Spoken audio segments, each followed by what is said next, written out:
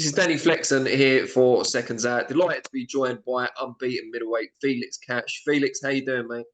Yeah, not bad. Not bad at all. You? Yeah, good. I was saying just off camera, it's great to see you back in the gym. Obviously, we've had a booth now. We'll talk about that in a bit. And back preparing for a fight, a European title fight.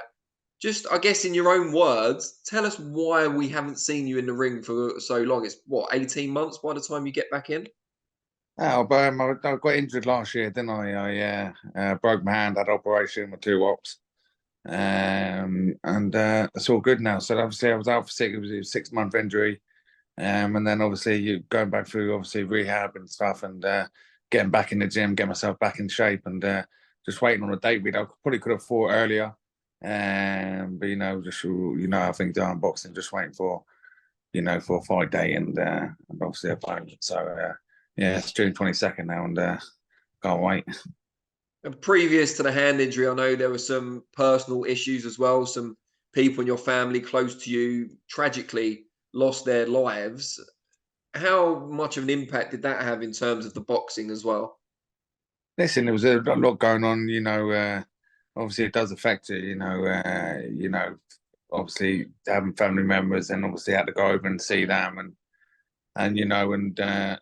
and obviously funerals and stuff like that. So obviously it kept me out of the way, out of the gym, and and then it was that was the situation there. So maybe I could have stayed in the gym and stayed a bit more, but never lost my head the way I did. But it's part of life, and it is what it is.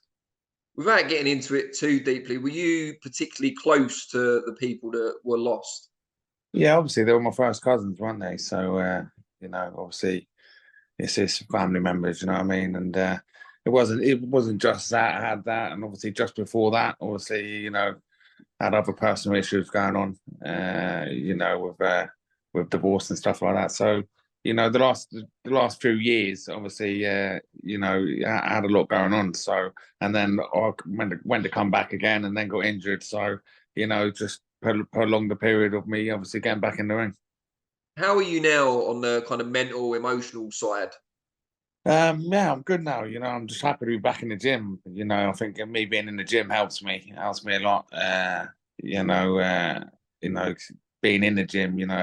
They say for depression or anything like that you're going through anyway for your mental health. I think being exercise is great for that anyway. And and that now obviously my hand's better. I've got a fight. I've got something to look forward to, and a goal to focus on is it's a very good thing. I'm in a very good place.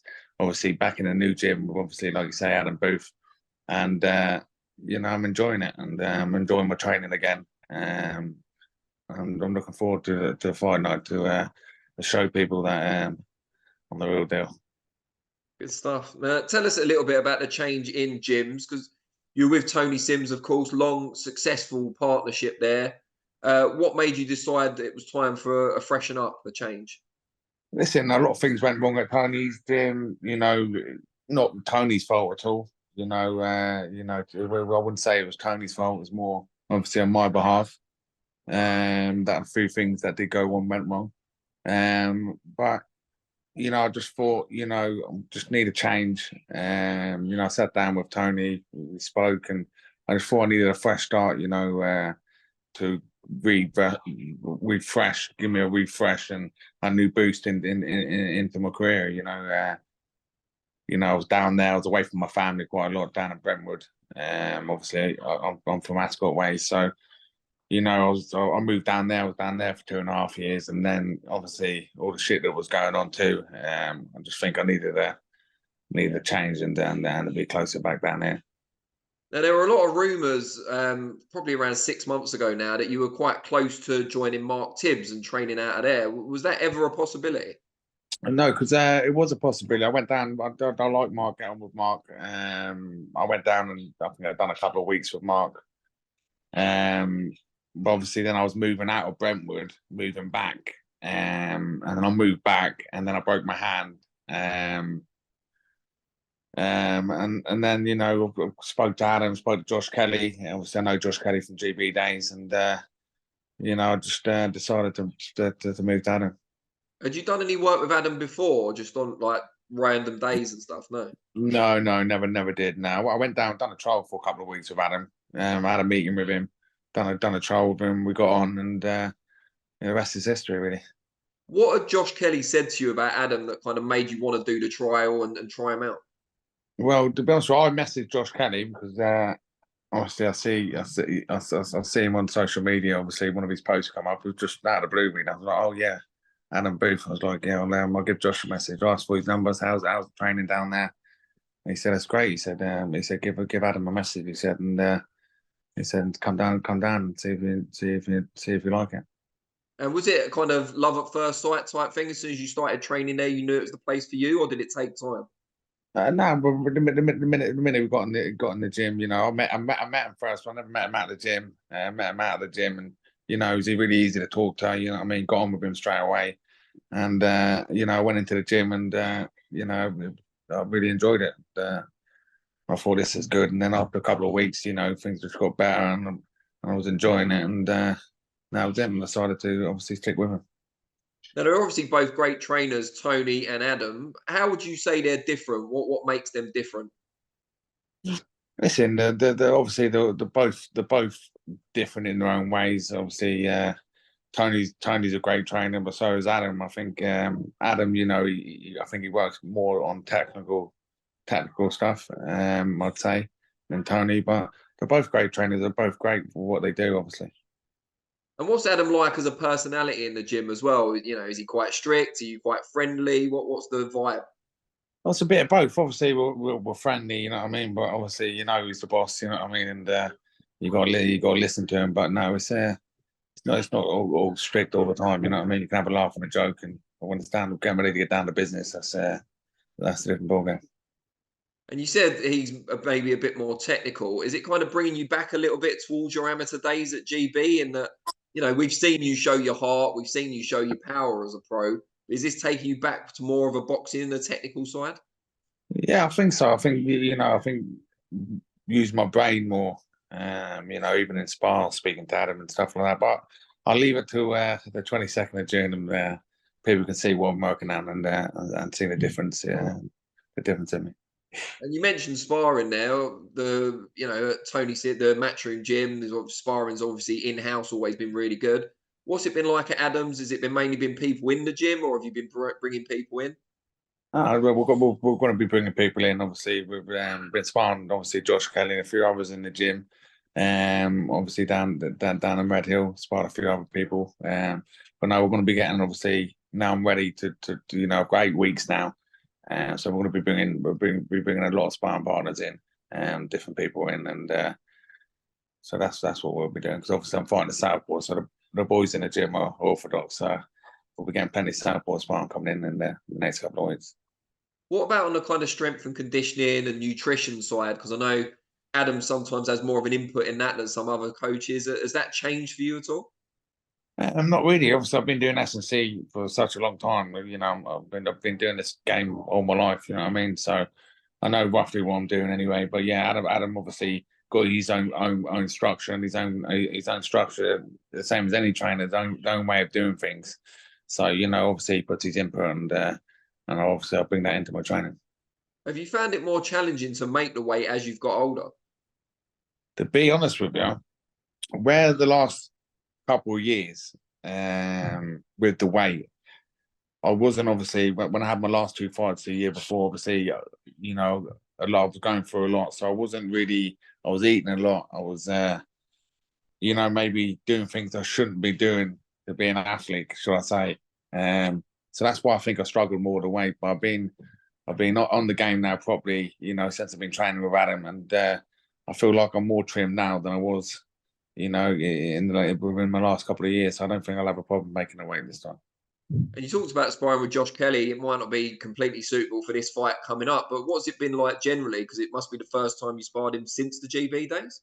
Yeah, no, he's good. He's a good fighter, Josh, and he's got very good movement.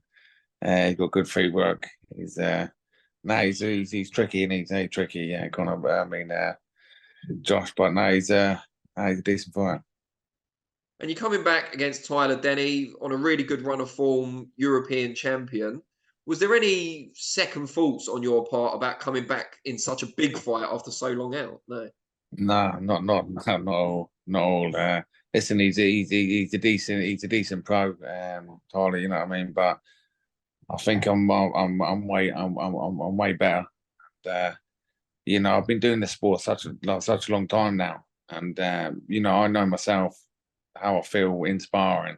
I know sparring's different than fight night, and how I've been sparring and how I've been feeling in the gym.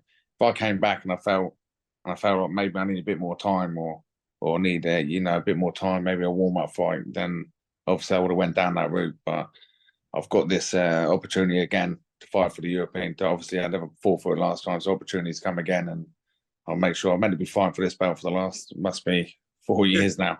Even when I fought Denzel for the British, you know, the European title was on the cards then, and or talked about.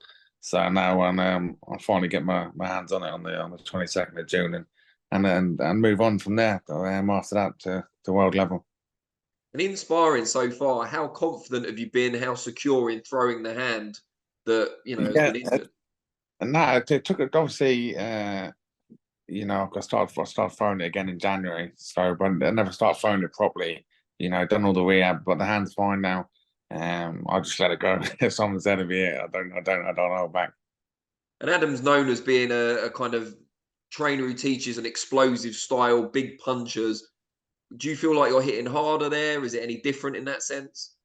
I don't know about hitting harder, but I've always ranked myself to be hitting hard anyway. But you know, I don't know. We'll see on June 22nd. We'll have to ask Tyler Denny. Yeah, after the fight.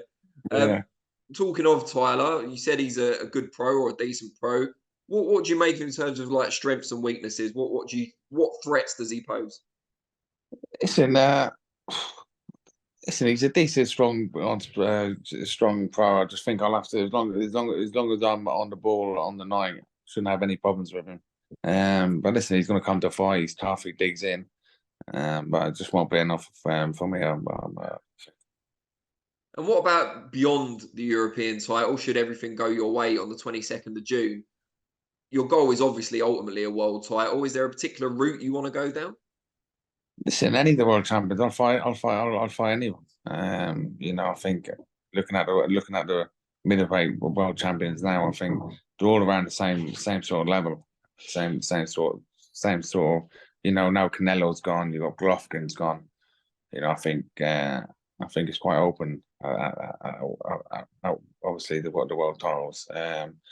Don't get me wrong, they're all very good fighters, but I think the main ones that they've gone now. So I think if there's any time to win a world title, it'll be now. And then we saw Denzel, you mentioned earlier, you had a good win against. He went on to challenge Janibek for one of those world titles. Janibek's now unified champion. Does that make you feel even more confident in your own ability, seeing someone you've defeated go on and give Janibek a hard fight? Yeah, it does. Yeah, of course. That's all you can really go on at a minute. You know, what I mean, that's all you can really go on. You have a look at them with people you boxed, and like you say, I wiped them out in 3 rounds, and it was a very easy night for me. But you know, styles make fights. But you know, no, I'd love to get that fight on with Janibek, and I definitely think I'm capable of beating him. Did you see him at all in the amateurs, Janibek? Yeah, I did. Yeah, he was in there. I had a gym bout with him actually. You know, with no winners and losers. And in Kazakhstan, I was over in Kazakhstan twice. I sparred him a few times when I was over there too. You know, he was a decent fight, decent spars, what I can remember. Obviously, it was such a long time ago. But it was I had no problem in sparring. Now let's talk promotionally for a minute. You obviously spent most of your career with Matchroom, but now this one's on a Matchroom show as well. Are you back with Matchroom or is it a one-off? What's the situation? No, I'm still getting contracted with Matchroom. Got a couple of fights left on the contract. This is one of them, and I think I've got another two afterwards. So no, I never did leave Matchroom. I just you know, changed obviously trainers. You've got to be pretty happy with that then, that they brought you back after so long out, straight into a European title fight. I know you haven't got home advantage because it's in his backyard, but still they've done their best for you. Yeah, listen, they've done the job, haven't they? You know, I was quite surprised actually because obviously I had so much long out. I thought maybe it'd be on a boxer win the prize with, but no, Matchroom done the job, and it's on a Matchroom show. But it doesn't really matter, like you say, what show it was on. For me, anyway, you know what I mean. I don't care whose show it's on. I don't care whose backyard it is either, because it's only me and him in the ring. So I'll get sorted. And a few weeks before your fight, there's the big Matchroom versus Queensbury event taking place on the undercard of Bivol Beterbiev Bivol out in Saudi Arabia. One of the weight classes involved is, of course, middleweight. Was there ever a chance that you'd be Matchroom's representative in that? Yeah, there was talks, you know, there was mentioned, you know, mentioned Adam and obviously him in. But listen, like I say, it's sort there and Tyler Denny out. Maybe the winner of one of them could be on the cards. But would you have fancied that again? Oh, it would have been what, Hamza Shiraz, I suppose. Yeah, I'm just trying. Yeah, I definitely would have, definitely would have fancied that. You know, everyone wants to be in the big fights, it's on a big, massive stage. So no, it would have been great to have that fight too. But like I say, it's the European title now, and we'll see who we can get after we sort Tyler Denny out. Who do you fancy in that middleweight fight now between Hamza, who's obviously Warren's captain, and Amo Williams? I don't know, you know, it's 50-55 for me. It's a hard one to really pick, to be honest. I know if you look at Andrew Shearer's last fight against Liam Williams, Yeah. he looked. I think he made him look a lot better than what he actually is. To be honest, I think he was. I think he's not the same fighter he was. I think he's well past his best, and that's what made him look better than what he actually is. So, just for people that either didn't see you first time around or have got doubts about how good you still are, what can they expect to see on the 22nd of June from you? Listen, I'm looking upon a great performance, explosive performance, a clinical performance, and get Tyler Denny over. Great stuff. Felix, really appreciate it, mate. Great to see you back. Great to see you happy and working hard again. And yeah, look forward to the 22nd of June. No problem at all. Speak to you soon, yeah. Cheers, mate. Take care. Cheers, mate.